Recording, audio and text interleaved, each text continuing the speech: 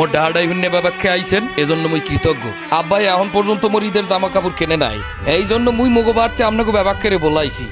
আজকে এই সালিশিতে কোনো প্রকার ভুল হইলে মুই ক্ষমা চাই। আপনারা বাবাকে জানেন রোজা 11টা চল্লি গেছে, এখন পর্যন্ত মোর ঈদের নতুন জামা কাপড় কেনে নাই। নতুন জামা কাপড় তো দূরের কথা, একটা গামছাও কেনে নাই বললে গিয়া। শর্ট বেয়ার লাগে 2-3 শর্ট কেনলেও মোর লাগে আনতে পারতে একটা দুথিও কেনে নাই।